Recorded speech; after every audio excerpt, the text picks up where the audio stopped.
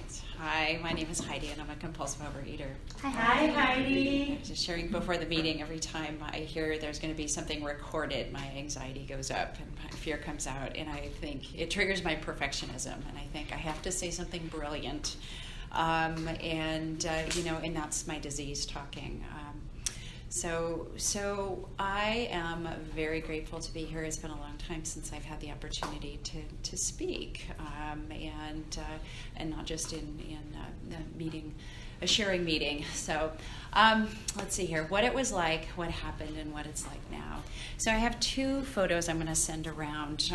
One was me when I was probably about 10 years old, and I don't know if I was born a compulsive overeater or I grew into it or learned that behavior. It really doesn't matter to me. I was a kid that I wasn't necessarily overweight, but I was like this muscular kid, and I always thought there was something wrong with me, and this is probably the age that I discovered that I just really started feeling different.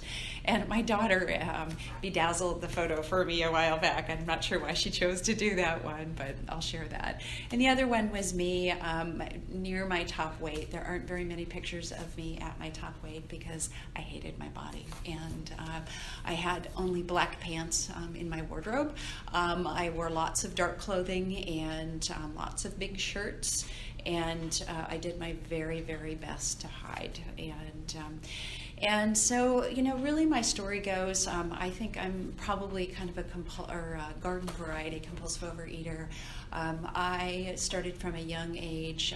When I would have some sort of sugar, I couldn't stop, and I just wanted more. And I shared in meetings before that when I would figure out the best way to get the most sugar for every penny that I earned, and came from a farm family in the Midwest, and anytime I would have money in my hand and we would go to town, I would go to the candy store, and I would figure out I could have 6 of these, 2 of these, 3 of these, 7 of these, and I would spend every penny I had. And I always wanted more. I learned how to cook from a very young age, and I learned how to make whatever I wanted from very few ingredients. And being a farm family, we didn't have a whole lot, but we always had food around. And I, again, learned how to be very industrious. And it wasn't, just have one. For me, it was, quantity eating from a very young age. It's like I couldn't, if I knew there were those little round discs in the freezer, my mom would try to hide things.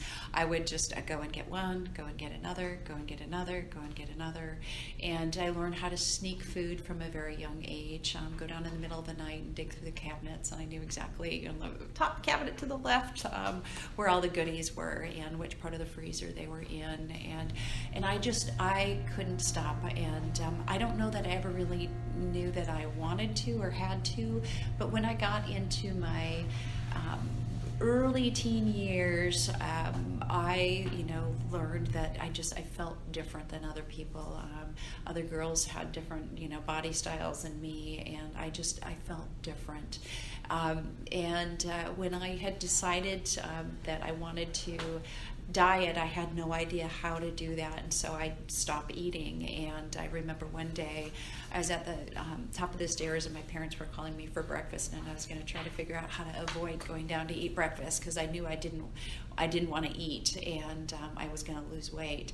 And the next thing I knew, this was like the second day I hadn't eaten something, and I ended up on the bottom of the stairs. I had no idea how I got to the bottom, and I had fallen down the stairs because I had blacked out. And so I got up and went and sat at the breakfast table and continued eating. So I knew that there was something sort of moving me to eat, and so I wanted to desperately, and every once in a while I'd have enough kind of gumption to white knuckle it and to lose a little bit of weight, and then inevitably I would eat that one thing, and that one thing was usually some sort of sweet, and I would just be back to the races, and whatever weight I lost I gained or more.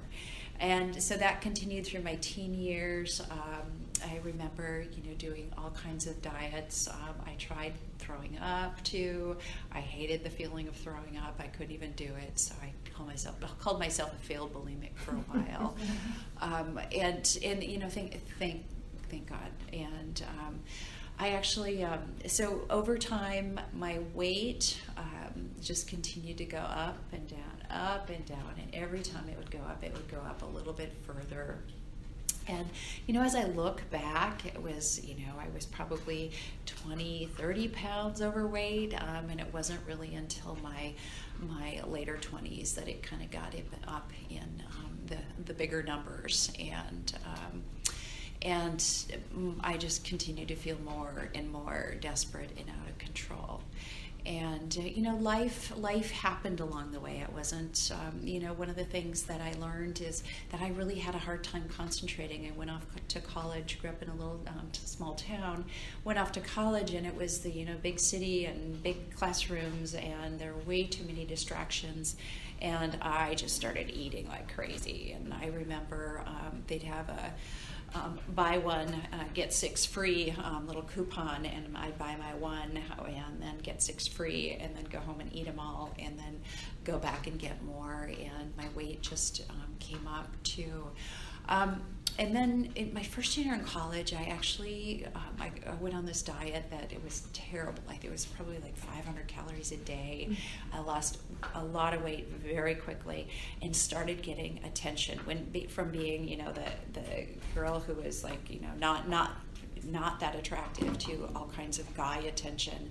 And it drove me, it was really scary for me. And, back, I remember that first compulsive bite. I took one bite of, it was actually my birthday, and I couldn't stop eating after that. And again, right back up. So, I could to go into detail about how like the ups and downs, because I lived it. And what happened is it just continued as this disease, my disease progressed. And as it progressed, I began to hate myself, to not trust myself, because I lied to myself constantly. It was, okay, today I'm only going to eat this. And, within 2 hours, I was putting other things in my mouth, or I'm not going to eat this. And within a few hours, it was like, here I go, that thing and more. So I just, I had that disease of, I have this disease, and it's a disease of self-hatred, but I didn't know I had a disease. A few big significant things that happened in my life. One is at a very young age, I married my college sweetheart, and a few months later he was actually diagnosed with cancer, and a few months later he passed away. And so I was a young widow, and guess what? My disease was just ran rampant. I had no idea how to deal with loss. And so I ate, and I continued to eat, and I did my best. I used to say I was the poster child of how not to grieve, and that sort of make fun of it. The truth is, I did the best I absolutely could with the tools I had. And as a compulsive overeater, I didn't have a whole lot of tools. I didn't have a whole lot of emotional maturity. So I ate, and, I did my best to get into a new relationship, which was really unhealthy. And so it just, life moved really, really fast. I had my daughter with my second marriage, and very, very soon after my first husband passed away. And so ultimately, that marriage didn't work out, got involved with someone else, and that's how I actually ended up in the Northwest. And that also became a really toxic relationship. And, by the grace of God, that's really what brought me to OA. And so, what happened for me was a seed got planted years and years ago.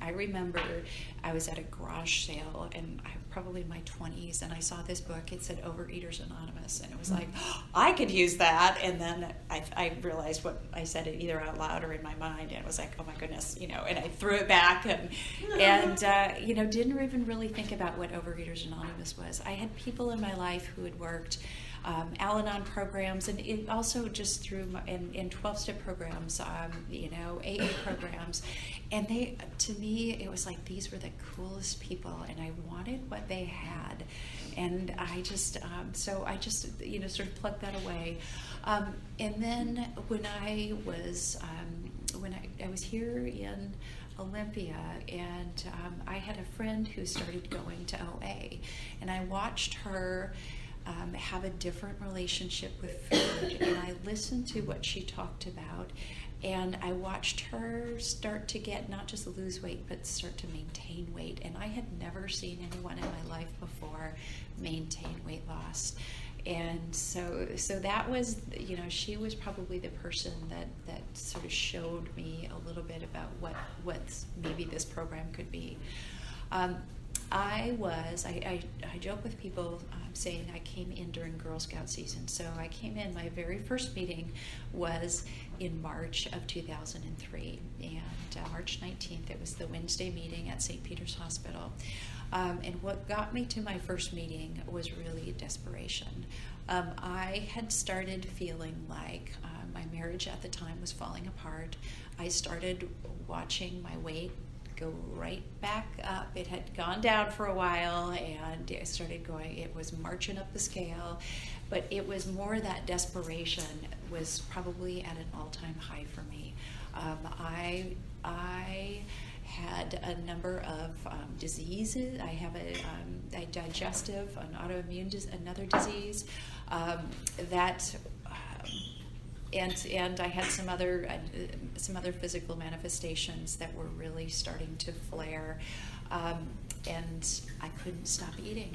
I got up in the middle of the night. I couldn't walk past the freezer without getting something out of it, and it was boxes, it was bags. I would make things for my family, and I'd eat them during the night. And I saw the pattern, and I wasn't at my top weight, but I believe I was at my all-time low.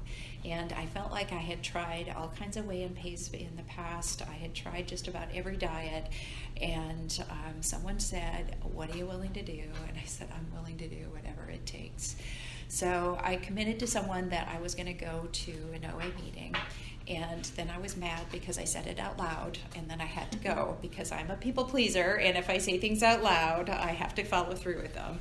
And so I actually, on my way to the meeting, I stopped at the fast food place and I got food. And I ate, I tell people I ate my way into the meeting. And the reason I say that that day is my first day of abstinence, it's that something happened in that meeting itself. When I walked in and people said, I'm a compulsive overeater, and it came my turn, and I said, I'm a compulsive overeater, no one made me say it, and I knew I was in the right place. I knew for the first time in my life that there were people in this room that understood me and my behavior and my relationship with food in a way that I don't think anyone else in the world, and I don't think I'd met anyone else before. That people were talking about the way they ate and their relationship with food, but they were talking about it in a sane way. Like there were people in the room who had recovery. There are only 5 other people in the room, and I still have my newcomer packet. I keep it in my bedside table. I have the phone numbers on that meeting packet. And I knew I had found something, and there was someone there in the room who had lost over 100 pounds and who had kept it off for about 10 years. And I had never ever met someone who had long-term kept weight off. In my family, it was, you'd go to a family gathering and, so-and-so is skinny now, and you'd see them 6 months or a year later, and they'd put back the 50 or 80 pounds plus some, and then everybody talked about them. And my experience had been that too, I was up and down constantly. And it wasn't just about the weight loss and maintenance, it was that people understood. And I also learned that wasn't just I was weak, I had no willpower. It was that I had a disease, and they talked about cunning, baffling, and powerful. Wow, that goes fast. Powerful disease that, but there was also hope. And that's what I really heard in that very first meeting. There was hope. So I was worried that I wouldn't come back if I left that first meeting without saying something. And there was few enough people that when there were a few minutes left in the meeting, they looked to me and said, "Do you want to say something?" And I opened my mouth and I just blubbered. I mean, there was just years of pain, of sadness, of all kinds of emotion. I didn't even have any idea how to sort that out, but there was stuff that was, behind that in me. And so I shared. I have no idea what I said, and I said before I said I need a sponsor, and because I was concerned that I might not come back if I didn't hook in. And I knew people who worked 12-step programs. And they had talked about sponsorship, and someone told me a sponsor is like your best friend and your mom all in one. And I said, okay, that's what I need. I need somebody who can show me the way. And so nobody stood up and said, I'm going to be your sponsor until after the meeting. Somebody said, I'll sponsor you to your next meeting. So call me, tell me what you're going to eat, and then call me tomorrow and tell me what you ate. And so that was my first day. And so I continued to come back. I heard I have to not just have a food plan, but I have to work the steps. And it was I started with a how plan, and it was really, I went to how meetings. The Sunday and the Wednesday how meetings were how meetings at the time. I didn't know what the difference was. I actually saw it on the schedule. I went to how meeting because I thought they were going to tell me how to do it, because I wanted give me the food plan, give me the diet. I'm going to do this, and it was like 3 meals a day and nothing in between. Oh, okay. I mean, that to me was like way too easy, but that was my first day of abstinence. And then after a couple weeks, I said, I want more. And they said, keep working the steps. And I actually started doing, I got rid of sugar and actually grains for 30 days. And after a couple of weeks especially without sugar, what I learned is that my body, I started thinking differently. Like there was this fog that lifted. I had never gone without sugar, I don't think, a day in my life. And I was able, my mind calmed down to a degree that it's never changed back. And so that, I was a believer that I had a disease. I had an addiction to, foods and behaviors, and sugar is definitely one of them. So it's been, sugar has to be 5th or lower ingredient on my food. My food has evolved over the years, and for a number of years I wrote down my food. I weighed and measured everything. I called it in or reported it, and either before or after I ate it. And again, my food has changed over the years. There's a little more flexibility, but I actually eat 3 meals a day and 2 snacks as well. And I have certain types of food I eat at those, and my life has changed. It's not so much about the food, and I want to sort of skip to what it's like now. Because of this program, I believe this program saved my life. I was headed down a really dark path for me, and physically, emotionally, and spiritually. And this program has given me not only a normal body size for many, many years, bit by bit, I work the steps. I continue to work the steps on issues that come up in my life. And I have healthier relationships, and I have just amazing things when they talk about, beyond our wildest dreams. I had no idea that life could be this good. And it's not like I walk through life with happy, joyous, and free every moment of the, and in a Zen state. Life is tough sometimes, and I have to feel the emotions, but I don't have to eat over anything today. So that's really the overview of my story, and so I'll open it up for questions. Thank you, Heidi. Thank you.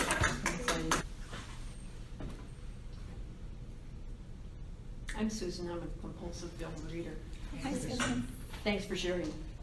How old is your daughter now? And did she grow up battling her weight also, or were you able to direct her away from that path? The question about my daughter, and is she a compulsive overeater, and how have I dealt with her, just in general. My daughter, and I have to do the math for some reason, I'm having a hard time doing that. I've been in program for 16 years, and she'll be 23. So she was very young, and I think she was one of the motivations for me to come to this program, because I started seeing how I was dealing with food, and I started recognizing that I become really selfish when I'm in the food, and I didn't want to be a selfish mom. And my daughter has been the inspiration for a lot of changes in my life, and the willingness to stand up and to do really tough things, even when I don't want to do them. I'm much more willing to do them for her than I am for myself. And I get to learn how, like with my daughter or anyone else, how to detach and how to live my own program. And I love the principles that, this is about attraction rather than promotion. It's not my job to determine if anyone else is a compulsive overeater or not. And so I did my best. She had a lot of good formative years with me eating healthier and me modeling a much more appropriate relationship with food for many years. I was not the sugar police, and so I did not restrict sugar from being in the house at all. And so my goal was to, if she's a normal eater, she's a normal eater, and I don't believe that I have a whole lot of control over that. And so really, again, doing my best to model, and also knowing that, if she or anyone else is a compulsive overeater, we have chairs in here available. And I am really grateful I found OA when I did, that I was able to, I think, be a much better mom.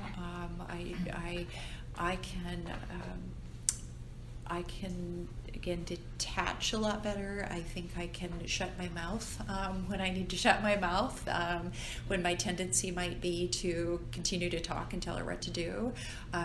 From a very young age, she was also very determined, and I call it the shields up. And so I want, I want to be a human being and allow her to be a human being and grow.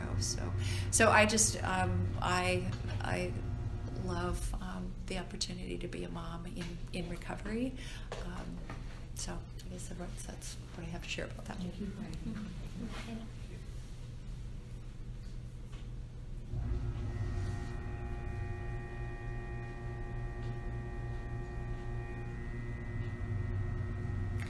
I'm Carmen, compulsive overeater. Hi, Carmen. I'm wondering if you could share about, you've been in recovery a long time, and I guess what does it look like to do it for the long haul? I know it's a really broad question, but so the question is, what does a recovery program look like for the long haul? And I love the 24 hours a day statement where it says I could do something for 24 hours that would appall me if I had to keep it up for a lifetime. And I remember when I came in here, I wasn't at my top weight, but I wasn't at the weight I'm at today. When I had a food plan,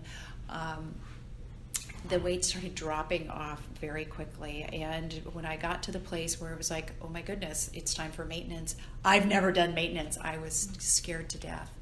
And somebody said, well, just do the same thing you did today. And it's like, oh, that's right. This is a day at a time program. And I think that's really truly how I live my program. I don't look too far back, and I think about, someone said, don't ever forget your last binge, and I remember my last binge very, very well, and that was, right before I walked in these rooms, and I say, I ate my way into the room, but I also, I was probably on a 7+ day binge at that point, that it was like, I don't ever want to forget that. So what amazes me is that I continue to grow. And someone said in these rooms, when we engage in our disease, we stop maturing on some degree. And I believe that to be true, because as I get more and more time between now and my last binge, and continue to, it's not just about time in the seat, it's about continuing to actively work a spiritual program, my higher power continues to get bigger. And it's easier for me to access that. My program becomes less about food, and it really becomes more about living, and more about being of service, and more about really expanding to be the human being I'm supposed to be. And it really amazes me, because I thought, after a year of recovery, it's like, that's not true. I'm not going to continue to grow. And it's just like every year, it's like, wow, I don't know that it gets easier. Again, it gets to be less about the food. Every once in a while, I'll have like an eating dream where it's like, I'll wake up and I'll think I have sticky substances or whatever that I've ingested, and it's like, oh no, I have to tell my sponsor. And it's, oh no. Those are, to me, good reminders. It's like I'm still a compulsive overeater. My head goes to the food very quickly. But I continue to grow and mature in ways that I never imagined. And so, but it really does come down to, I can't be too far out there. I can't think too far ahead, and I can't think, I can't live in the past. And that's how the 12 steps really help me clean up the past, that wreckage of the past, to have better relationships, and so that I can live in today. I used to say, when I walked in these rooms, I had one foot in yesterday and one foot in tomorrow, because I had just all this guilt and shame and and fear about the future, but guilt and shame from the past. And today I get to be sitting here in this seat, not worrying about yesterday or not worrying about tomorrow. And I think that's really the biggest gift of just continuing to work the program one day at a time. Thank you. I'm Catherine, a grateful recovering compulsive overeater. Hi, Catherine. Thank you, Heidi. I don't know if I was at your first meeting. I used to go to Wednesday meetings. But here's my question, and you kind of had answered it, but I'm going to ask it again. So, I had my first baby in 1992, and I actively dropped out of OA in about 93. And I think I went to one meeting between like 94 and 2000, and I had put a bunch of weight on. I'm sure that I had taken off before all this. But somehow, like, being over 130 pounds felt like, okay, it's bread and water time, honey, and I know a lot of us don't anymore, give our weight, because I think, well, I don't want someone to think I had to be fat, but my older child has terrible eating habits, and I don't know if I was standing at the refrigerator going like this, walking around the house, leaving stuff, but I do feel guilty about that, you know, when I see her just, you know, one thing after another, food-wise, bad food that gives you acne, I mean, just whatever. So, how have you been able to reconcile, like, being in the disease for part of your child's life? So the question is how I've been able to reconcile being in the disease for part of my child's life. I think that really comes to the step work and making amends. Mm-hmm. That I can't change that. I can't change those years that I spent in the disease.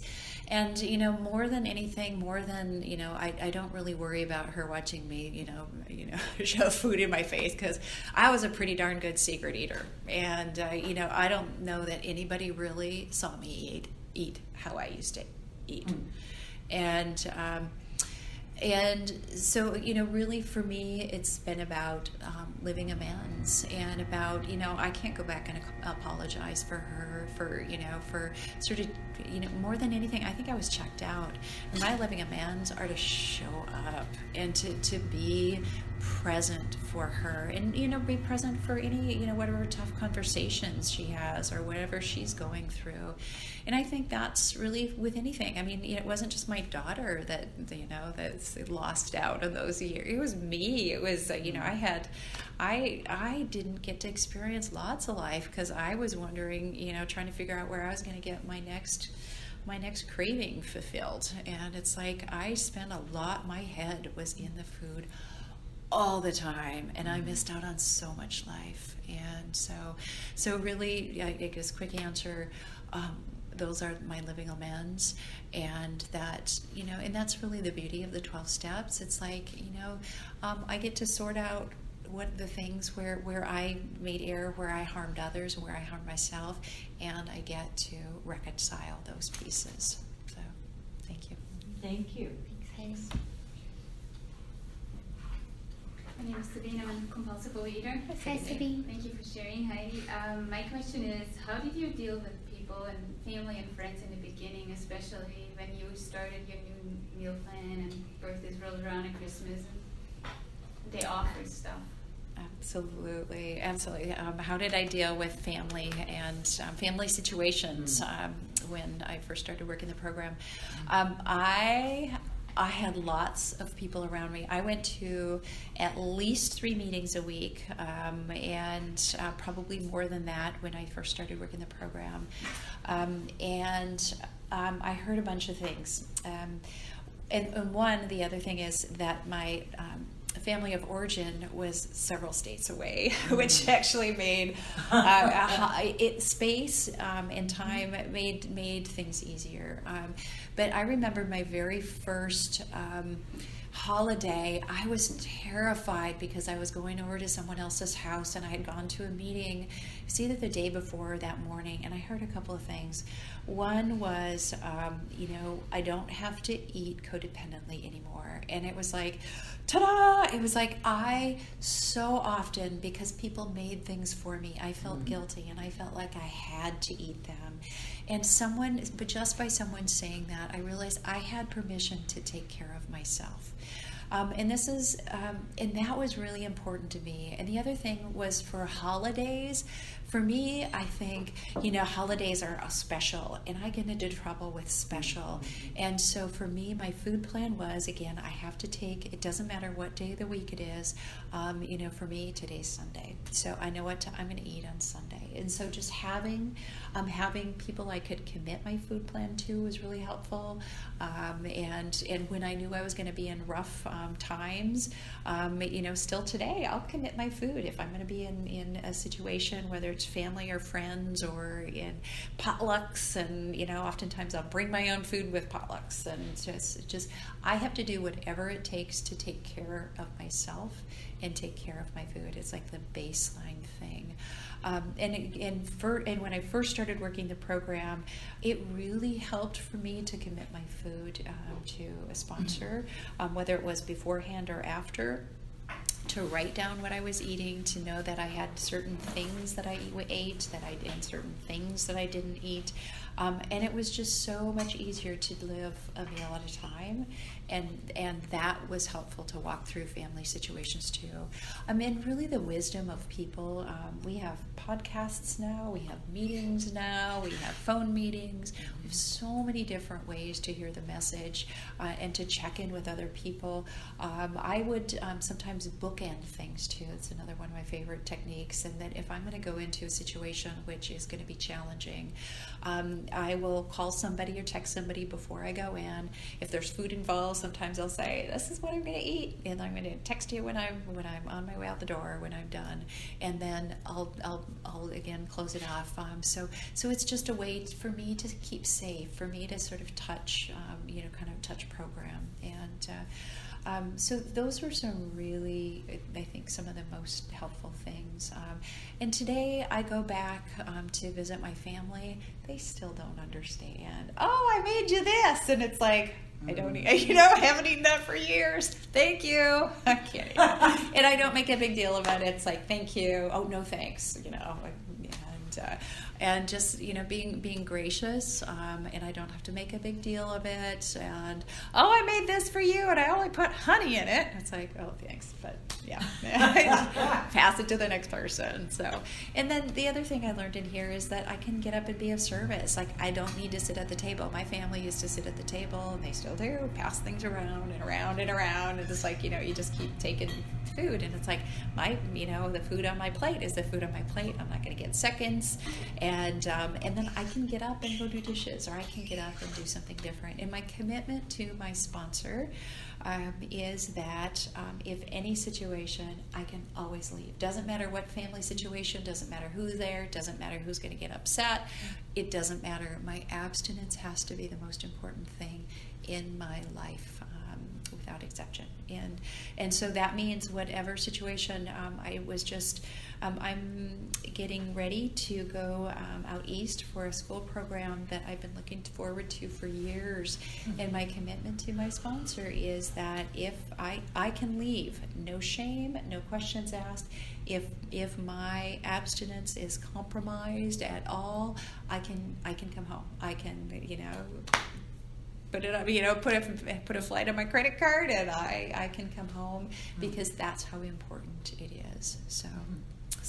So that's kind of how I've dealt with family in challenging life situations. Thanks, Heidi. I have another matter. Catherine, compulsive overeater. Hi, Kathy. I'm in an occupation where there are no paid breaks or unpaid. There's no breaks. If there's a little bit of downtime, which is completely unpredictable, I can eat and stuff like that. And anyway, I've asked people, is it okay to sit down? And technically, no. So I feel like I'm violating one of my precepts, which is sit down and eat your food. And so there I was. I mean, there was nothing going on, but still my job is to stand there. And I didn't eat the food, but I did pray beforehand, but I kind of felt like, why don't you let me sit down? I want to eat sitting down. But kind of wanting to be different and wanting to be acknowledged that my needs are like more important than maybe your needs are. And I'm trying to back off from that, but I do kind of feel put out about it. So I guess I have a resentment, huh? Anyway, I just wanted to put that out there. Is there a question in that? Is there a question? Is there a question in that? Are there situations where, for you, where the way you are able to eat is not ideal? Either on an airplane or, or like, For me, like, I'll have half of it now and half of it later, which I don't like either, but again, you know, I'm no different. We're all equal. Yeah. That's a great question. Are there situations where food, meals aren't ideal? And absolutely yes. And this program for me is not about having the perfect food plan. It's really about honesty. And I talk with people I sponsor too. It's about following through with our commitments. It's about sanity, and it's I love the serenity prayer. It's that when I have my food in its right place, when I commit and I follow through on it, it's about me being honest, and it's an action that I take to be honest. And so life happens, and so there are times when, yes, I can plan as well as I want, and the food isn't ideal, and it's just about being honest about it. And so that's how having a sponsor, it's like, okay, this is what happened, here's what and here's what I did. So I'm not hiding. My disease was all about hiding. I've shared, I think this is one of my favorite quotes. I heard it in the room, but I don't think it's literature. And that's, behaviors developed in isolation are only cured in community. That's why I need to come to this program. That's why I need to see people and come to meetings. But my disease was about hiding. So yes, food isn't ideal. Some of the things I do to try to mitigate is to, I have several basics. Oftentimes I end up eating at my desk. That's not ideal for me too. But I have V8s. I have rice cakes, and I know I'm mentioning food, and I have cheese usually in the refrigerator, and I've done soy nuts before, although those don't work very well for me these days. So those are like way easy, okay, in a pinch. That's my lunch. I can have my vegetable, my grain, and protein. There you go. And then sometimes I'll do like a nuts for my fat. And it's like, okay, that's not what I want to eat every day, and I probably eat that more than I want to eat. But that's a way for me to take care of myself, because sometimes the truth is I can't get away from my desk. I've just got back-to-back stuff, and it's like, I get to be of service, and I just get to show up, and there you go. And again, for me, those situations, it's really about making sure that I'm clean about the choices that I make, so I'm not hiding the way that I eat, because that's where I get into trouble, and that starts messing with my head, and that's not where I want to be. Thank you. Yeah. Thanks, Heidi. I'm Karma Couples Overeater. Hi, Karma. I have another question, but if anyone else has a question, I think we have time for one more. I wonder if you can talk about higher power. How is that developed for you? What is that about for you? Thank you. The question is about how is higher power developed for me. And so my higher power, when I came into these rooms, I always had, I came from a religious upbringing, although I didn't necessarily continue to adopt that, but I never felt like I didn't have a higher power. When I walked into the rooms, though, I don't think I'd ever dawned on me to ask my higher power to help me with the food, and so, but again, I needed people too in my life. So my higher power, I think I shared earlier, continues to expand, and one of the things, and it's really about it's not my higher power is getting bigger, it's that my relationship, I think, is expanding, and that I'm learning to trust more. I've also been, I never have been a meditator. There are times I don't sit still very well, but when I get up in the morning, I try to just be still for a little while, and just when it's nice and sunny out, I can sit still in the backyard for a little while too. But really, truly listening and meditating, and I actually actually started working with a counselor, and also one of the things I totally advocate for is, working the steps is great, because sometimes we need outside help to help us grow and to help us walk through things or work through things, and that's really important to be willing to continue to do that. That's been an important part of my growth too. But I actually started taking a meditation class, which has really surprised me. I am learning, I feel like my relationship has just blossomed in the last few months too, because of that. And I think when the student is ready, the teacher appears. And so I just think that's part of my evolution, that I'm learning to trust, and to continue to really expand. And there's some really practical things that I try to do too.